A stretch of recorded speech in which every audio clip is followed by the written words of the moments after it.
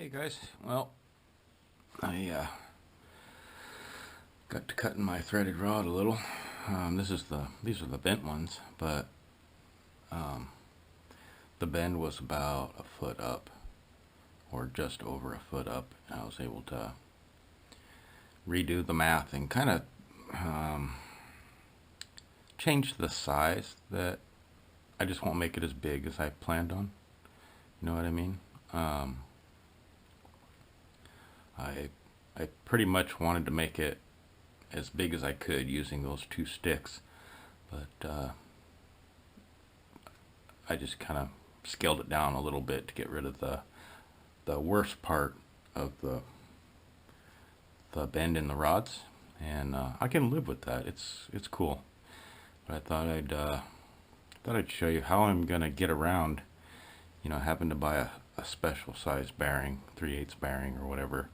I was watching the build video of Absorber of Light, really good series on building his router, and I didn't want to get stuck having to buy real expensive bearings. So what I did, I have a shit ton of 8mm skate bearings. Let's see if I got one right here. Just shielded, cheap, dirt cheap. They're around everywhere, and so I'm using those. So what I did is I turned the end of the rods down, and this end's turned down really about an inch long because I'm gonna have a coupler also. What I did is I turned them down on the lathe, and then I used my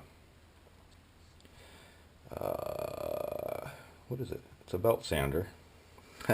Yeah, belt sander, and sanded them down real good to where the bearing just fits. Now there's still some thread left after you get done sizing it, and that little bit of thread will make those bearings seem to want to cock over and get crooked all the time. So what I did to fill the little grooves where the thread still is, I mixed up some JB Weld and cleaned the end real good and slathered it on.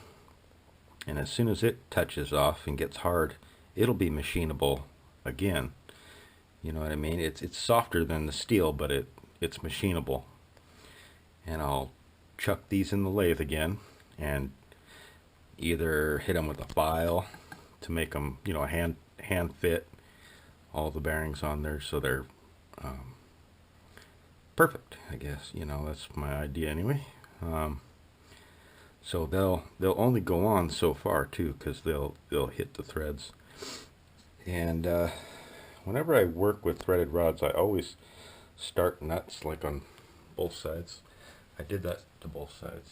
If you can see the little JB Weld dabbed on the end where it'll fill those the thread grooves. Anyway, I always start nuts on both sides, and because I found that it's easier to clean the edge of the threads up and either reef that bolt off and it'll chase the threads. It's a lot easier to do it that way than to try to clean it up and start one. You know what I mean? It's a lot harder to start on that freshly screwed up end than it is to just back the nut off. It just chases it and cleans it up. So that's my idea. Yeah, the skate bearings are gonna fit fine as far as I can tell, and I won't have to buy real expensive bearings. Check out Absorber of Light, his build videos. Really cool series. He did a really good job. His machine's cool. And yeah, and let's see. The Wrecking Yard, he's got a nice series of build videos. His machine's a little different, but they're great. And oh god, I'm trying to